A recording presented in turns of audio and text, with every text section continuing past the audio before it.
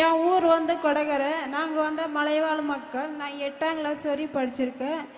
எனக்கு வந்து 23ல் ஸ்ட்ரோக் ஆயிடுச்சு. என்னால் படுத்து படிக்காதான் இருந்தேன். என்னால் எழக்கூட நிற்க முடியல, எழ முடியல, உட்கார முடியல, ஒன்றுக்கு போக கூட என்னால் முடியாமல் இருந்தது. அப்புறம் எங்கள் வீட்டில் உள்ளவங்க எல்லாரும் ரொம்ப கஷ்டப்பட்டாங்க. எங்கள் வீட்டுக்காரரு, எங்கள் மாமனார், எங்கள் அத்தை எல்லாரும் கஷ்டப்பட்டாங்க. என் மருமக இப்படி ஆயிட்டாலே, எப்படி இப்படி பண்ணுறது அப்படின்னு சொல்லிட்டு ரொம்ப அழுந்துட்டு இருந்தாங்க. அப்போ அந்த நிமிஷத்தில் வந்து மக்களை தேடி மருத்துவம் அந்த ஸ்கீம்லேருந்து ஒரு சார், சூர்யா சார்ன்றவங்க வந்தாங்க. வந்து நீ வாழ்க்கையை உன் கையில் தராமா, நீ எதுக்கும் பயப்படாத அப்படின்னு சொல்லி என் கூட பேசினாங்க. என் குடும்பத்துக்கிட்ட பேசினாங்க. பேசி அப்புறம் எனக்காக கைக்கான பயிற்சியும் கொடுத்தாங்க, கால்கான பயிற்சியும் கொடுத்தாங்க. இப்போ அந்த மாதிரி செஞ்சனால இப்போ என் வாழ்க்கையே மாறிடுச்சு. இப்போ நான் நல்லா நடக்க ஆரம்பிச்சிட்டேன். இப்போ நான் நல்ல நிலைமையில வந்துட்டேன். என் குடும்பமே நல்லா இருக்கு. என் வாழ்க்கையை இப்போ என் கையில் வந்து மறிக்குது. ரொம்ப சந்தோஷமா இருக்கு. கேட்கவே ரொம்ப சந்தோஷமா இருக்குமா? அந்த சூர்யா சார் எங்க இருக்காங்க? சார்ட்ட மைக் கொடுங்க. ஆக்சுவலா அந்த அம்மா சொல்லும் போது நடக்கவே முடியாம ரொம்ப சிரமமான கண்டிஷன்ல இருந்தேன் அப்படின்னாங்க. ஆமாங்க சார். முதல்ல வரும் பொழுது அவங்களுக்கு என்ன சிரமம் இருந்தது, அவங்க வீட்டுல எப்படி இருந்தாங்க, இப்போ அவங்க நல்ல நிலைமையில பார்க்க முடியுது. பட் தொடக்க நிலை எப்படியாக இருந்துச்சு, அரசு முகாம் எப்படி அதுக்காக உதவுச்சு? ஆமாங்க சார். என்னோட பெயர் வந்து சூர்யாங்க சார். நான் வந்து என்மாரி மருத்துவராக இருக்கேன், பிசியோதெரபிஸ்டாக இருக்கேன் மக்களை தேடி மருத்துவமில்.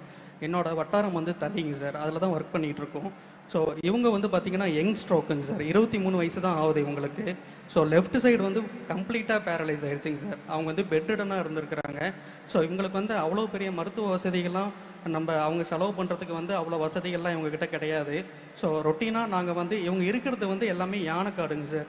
ஸோ ரொட்டீனாக நாங்கள் வந்து மந்த்லி ஒன்ஸ் இவங்களுக்கு எல்லாமே போயிட்டு இவங்களுக்கு உண்டான ட்ரீட்மெண்ட்டு ஃபஸ்ட்டு எப்படி ஆரம்பிக்கணுமோ, எந்த பவர்லேருந்து ஆரம்பிக்கணுமோ ஒவ்வொன்றா இவங்களுக்கு பொறுமையாக உட்காந்து எக்ஸ்பிளைன் பண்ணி நாங்களும் பண்ணி இவங்களை எல்லாமே பண்ண வச்சதுனால இன்றைக்கி வந்து படுத்து படிக்க இருக்கிறவங்க வந்து ஒரு 2 கிலோமீட்டர் நடந்து பக்கத்தில் இருக்கிற பிரைமரி ஸ்கூலுக்கு போய் குழந்தைங்களுக்கு பாடம் சொல்லி கொடுத்துட்ருக்குறாங்க சார்.